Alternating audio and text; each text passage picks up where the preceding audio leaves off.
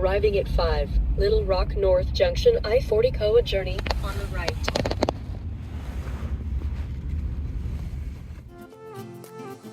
A new place, a new home, for a while, let me feel alive. Nothing to hold me back, take my time, just enjoy the ride. I'm Mike. And I'm Amy. And we are from Today Is Our Adventure. And today we're going to be doing a campground review. Campground reviews. So, there are lots out there to try. And we thought it might be helpful to just document some of the different reviews that we've done of the campgrounds as we've traveled. And today we're going to be looking at the Little Rock North Junction I-40 KOA in Arkansas. Which campground was that? Little Rock North. No, but which campground? I don't remember. Huh? It's trying to be funny. Want me to say it again? No. It's trying to be funny and lead into it. Be like, oh yeah, the one, Oh. I see. Which one? The one that we stayed at the extra 2 days. Unplanned extra 2 days because our home on wheels was having trouble with its wheels. Yep. Yeah. But that's another story for another time. We're going to focus on the campground today and the amenities it has, and we'll go through and try to give you guys some of the science behind the review. We do actually have different metrics that we're using to grade these different campgrounds. It may be harsher than others, but we figured if we have something in place, it makes it more fair across the board. So maybe we're being harsher on all the campgrounds than other people, but at least you know that we're using criteria so it's fair across the board. Yes, and we also rate based on price as well. So Yep. if the campground's a $30 or $40 a night campground, we're not going to rate it on having resort level details. But Exactly. if you're paying $100 a night and it's supposed to be a camping resort, We expect more. Your trash cans are full, you're going to get a bad review. Yeah, I mean, if we're paying a premium, we expect a premium. We expect that premium experience. If we're paying, a regular rate or a discounted rate, our expectations are going to be lower. So, again, this is just the way that we decided it makes sense. You can like it or lump it, or leave some comments for us and give us some feedback. Tell us, if you've been there and if your experience is different, or if you feel like that we're grading too harshly. We'd like that feedback as well, because all we know is our own experience, right? And we're always living and growing. So, but we're going to go ahead and get started with the Little Rock, Arkansas. Little Rock North Junction I-40 KOA journey. And if you see me kind of glancing over here, we have some notes as well. So we may be referring back to those because, again, sometimes, like you said in the beginning, which one is that? These can get confusing because you go to so many different parks. So we've got notes that helps keep it in our mind, like what we liked about it, what, how we rated it and everything, so that we can be as real as possible with you.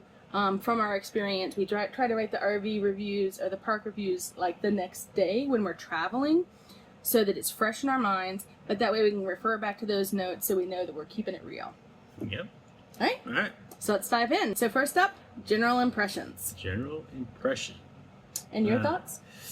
Well, my thoughts. So overall, it's a bit run down. It's like a car that is a little bit past its prime. Not a classic yet, but not really.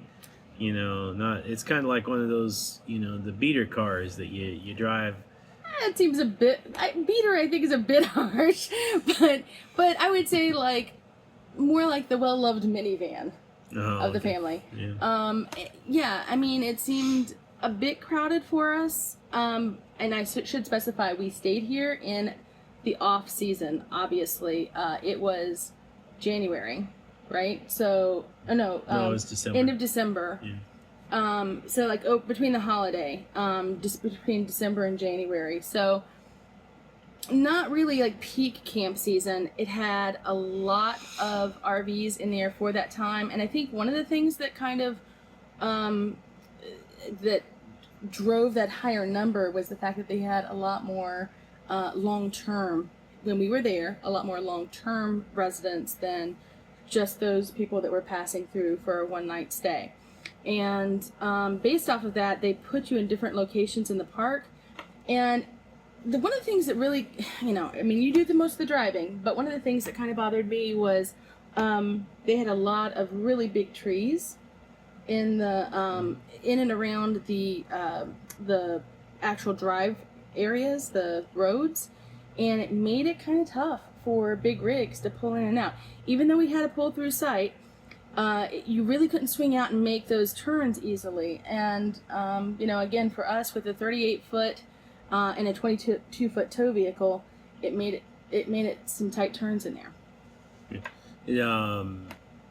We noticed that the roads too were not necessarily well laid out. They were like, as Amy said, they were very tight. The turns were very tight, and the directions didn't necessarily make sense. Like you had to go all the way off to one side in order to come in, and then when you tried to leave, because we ended up staying there many nights, you had to go around, and it's just like a weird circle you had to do to get in and out of your site. Some things we did like about it, though. There was grass in between the sites. So even though there were a lot of sites packed in there was some grass. But downside was, like, there wasn't really a whole lot of space really between. I mean, there was some grassy areas so you could walk the dogs, but there wasn't a whole lot of space between the sites. So when you were actually working on your utility side of the RV, you sometimes had to move your neighbor's picnic table. I mean, it was that close. So you made friends really quickly. Yeah. We found out the people next to us were also staying there for an extended period of time, also due to tire issues. So, you met your neighbors very quickly that way. But they also had a really cute clubhouse, I thought. So that was nice. With the camp store, they had and this is one of the things I really underlined, super friendly staff. And I know that we rated the staff really highly there because, again, we had some issues and they were able to accommodate us. Yeah. Definitely check your slides, though, before you extend them. And make sure that you watch them. Otherwise, you might run into a picnic table or two. Yeah, we had to move the picnic table just so we could get parked in the spot and get our slides out. So definitely. And again, with this one, we were right around the $60 range. So from our experience, a little bit on the higher end, and that's probably why we're judging it a little bit more harshly. But we try to stick to a lower price point than that. So that's a little bit on the higher end for us, and we're definitely looking for a little bit more, I would say, upkeep in the property. One other thing I also noticed, that when I was out walking the dogs and stuff, there were a couple areas that were clearly being that needed to be renovated, and they didn't have, like, there were holes that didn't have, like, fencing around them to keep small children out or dogs, and at nighttime when it was dark you couldn't see them that well. So a little bit of a hazard there. Although there was a pool, which you wouldn't really expect to be open in the winter, they also didn't have the pool covered, and it was clearly it was a little green, not chlorinated. It's a little green, and you're kind of you're kind of jumping ahead though, because we're gonna get to the amenities up next. You ready? Yeah, I'm ready. All right. So next up is actually campsite. Campsite. Yeah, I lied. Oops. Amenities are next. We'll get there. All right, go ahead. So about the campsite, first thing that I think one of the most important things about a campsite with an RV is the levelness, or how level the site is, so that when you're pulling in, especially like when we travel, we only stay usually a night or two at the most. We don't typically, and we don't have auto leveling jacks. We don't like to do the precision leveling. No, I mean, usually it's like, okay, whatever it is has to be good enough. And it was livable, right? But it was an obvious tilt. Yeah. It was pretty obvious. Yeah, even with unhooking, because we had to unhook. We don't always unhook either. But even with unhooking, it was difficult to get it leveled front to back. And it was still, there was a little bit of a head rush going on in the bedroom. as we were That sleeping. sounds so naughty, and it's not. It was just because we were sleeping at an angle. Yeah. Yeah. Again, not so horrible that you couldn't live with it, but it wasn't. If we would have been there more than a few couple more of nights. days, it would Yeah. have been. We'd have had to have pulled out the leveling box and leveled the RV. Yeah. Absolutely. So most of it also was gravel. There were a few cement pads, but it seemed like those were only for people who were staying overnight. Once they found out we may have to stay for a couple nights, they ended up moving us to a gravel lot, which is what you're talking about. That's where we stayed. They had both the 30 and the 50. I guess apparently 50 is 30 and 50 amp. But they had both, and picnic table, they had that at the site. No grill. But they had, of course, Wi-Fi, but typical campsite issues, it was spotty. Yep. All right. Next up, amenities. Amenities. Yeah. So you want to take anything first? Well, since I gave away the pools, we'll talk about the pool. That's fine. There was a fairly large pool, I guess, not probably more like what you would say medium-sized pool. Yeah, medium-sized pool. And they had a playground for the kids. Right there next to the clubhouse and the pool, so all there together. We also noticed that they had a small gym. Yep. And it was in a shed. Pretty small, but I think they had like the basics and everything. We did actually use the washers and dryers, the laundry. They had that there, and when we were there, it was $2.50 per wash and $2 for dry. They had a change machine right there available for you, which was a real plus. And it was connected to the clubhouse. And they had booths and stuff in the clubhouse. So if you wanted to do your wash and throw your laundry in the wash, then go into the clubhouse, you could go and sit there, work on your tablet, work on your laptop, whatever. Pick up a treat at the clubhouse, because they also had ice cream. An ice cream parlor at the clubhouse, and just sit there and eat that while you're waiting for your laundry to be done. There's also a TV playing in the laundry room too, so you can watch some TV while you're doing the laundry. But as the general theme of the campground is, the washer dryers, a couple of them leaked, and apparently, they knew that it had drains in the floor, so it wasn't really that bad. For the people who do maintenance on their RVs, Teflon tape would have probably fixed that, and there wouldn't have been any more leakage. No more leakage. Okay. And our next segment is going to be dog friendly, because as you may know, we travel with our dogs. So that's a really important, one of them is over here looking at us right now, probably about to photobomb. So that's really an important thing for us, and not a lot of people cover it. So we're going to cover that section up next. All right. Next up is the dog friendliness of the campsite. Super important to us. Absolutely. And I'm sure many others who take their pets with them. Yeah, a lot of people do these days. So they had two different pet areas. One was really like slightly bigger than a run for a kennel that was closer to our location. The other one was on the other end of the park, and it was a medium-sized, medium-sized dog park. Both had places to pick up poop, and the larger one had the lights at night, which was really nice. I will say the rest of the campground did not have a whole lot of light, which is great for being outside at night, but it's not great for trying to walk your dogs at night. There were some dark places in the campground, and like getting to the larger of the dog walk areas was pretty dark, and it was also in the tent area, which had a lot of deciduous trees. Trees, yeah. So a lot of leaves. Yeah, a lot of leaves. So you were like walking through a bunch of leaves. I know that I've watched a couple of videos where there are people who don't like to do that. Rightfully so, because of the ticks and stuff. Yeah. So there was that. And other than that, they did have the pickup stations. Yeah. It was fairly dog friendly. Yeah. All right. Throwing it over to Amy for the camp store. The camp store, I really liked it. It had all of the basic necessities. It had, KOA swag. It had the nice added benefit of the ice cream parlor. And like I said, it was all connected right there to the clubhouse. Super convenient. 2 different types of Prego. Yeah, right? Which we ended up needing.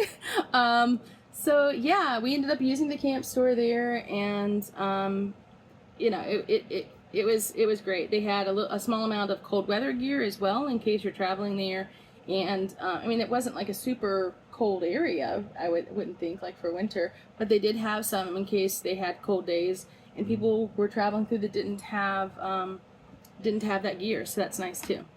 They also had all the necessities you need for the RV accessories and that sort of thing. Yeah, a couple of repair item things, not too extensive of repair items. I think some screws and maybe a couple wires. I think they had some sewer pipes and stuff like that as well, like some of the basic necessities, so that you wouldn't have to go to a, big RV store. So that was nice.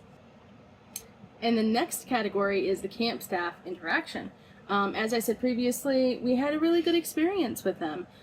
They were really fantastic, understanding and sympathetic, and as we've indicated, we were there longer than we were expecting to be because we ran into some issues. They helped us track down a couple of different RV repairmen that were local to the area, because I called them and said, this is what's going on, and they were able to provide us with that information. So that was really helpful. It ended up not being the end-all be-all of fixing our problem, but it got us on the right track and got us engaged with some great people who got us back on the road. So they were great people to work with, and they were accommodating. They were able to help us figure out too the best way to, me with the cost savings, the best way to stretch our dollars while we were there, by extending our time. So great staff. All right, so we're going to give you our rating system, and this is how we put it into Google. The Google review, they ask for a room rating, a service rating, and a location rating. And based off of all of that, we then, kind of combine those scores to give them an overall rating. If it was a 3, that was basically no positive, no negative. It was just kind of what we'd expect to be, to have when we're out on the road. Yeah. So if we gave a higher or lower, we'll go into a little bit more detail, but that gives you an idea of how we're rating them. Mm-hmm. So the first item was the room. Was the room? The room, which is the campsite. Yeah. And we gave them a 3. A 3. Yeah, we based it on our experience with the level. It wasn't very level. Required level in order to be fully level. You'd have to pull out leveling blocks, right. And or you're gonna probably for the vehicles with automatic leveling, you're gonna have to probably put at least a block or 2 underneath one side of your leveling jacks in order to be able to fully level your rig. Right, but it was clean and it had full hookups. And it had a picnic table. And it had a picnic table and some a little bit of aesthetically pleasing like grassy areas around. So we felt like overall it was a 3. So next up is service, and we rate that for the customer service, and we gave that 5. A 5 because for us it's about having a pleasant and positive and friendly interaction, and we had that with at least 2 or more people that work there at the site. So we felt like they deserved a 5. Totally. Okay. They worked really well with us. And last item is the location. And the location, we count that as not just the actual that's not the campsite, but the actual campground and how easy it is to get into and that sort of thing. Yeah, so if you can't get into it even with a smaller rig, or it's very difficult to, we're going to give it a 1. Right. If it's super easy to get in, well laid out, all that kind of stuff, and like at the top end, we want like no road noise, easy RV access within 3 miles of the main interstate, right? And that's going to be like a 5-star rating. So for this, we gave it a 3. We gave it a 3. And why? So it was, as we stated before, hard to get your rig in and out. Not impossible, just difficult. You had to watch the turns. And confusing. They did escort us with a golf cart when we first pulled in. Yep. So They showed us where to go.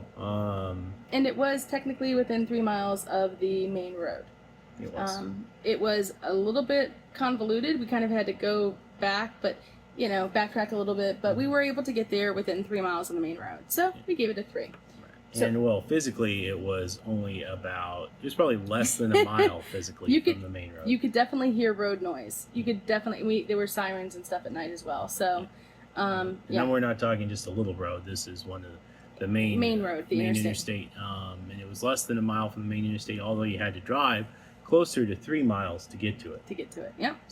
So overall, for this campground, we gave it a 3. We gave it a 3 because it's a good campground, but with a little bit of TLC, I think it could be a great campground. Yeah, finish your upgrades, finish up the construction work, maybe put in another light or 2 near the dog park. Yeah, because they already have the customer service all wrapped up there. They have fantastic customer service, so they've already got that going for them. If they just tidy up those other things, I think it'll definitely bring their rating up in our books. Yeah. All right, guys, let us know what you think. If you've stayed there, leave your feedback as well. We'd love to hear it, or tell us about your favorite campsite. We would love to hear that as well, and check it out. Thanks so much. Make sure to like and subscribe, and stay tuned. We'll see you next time. Put some comments below. Bye for now.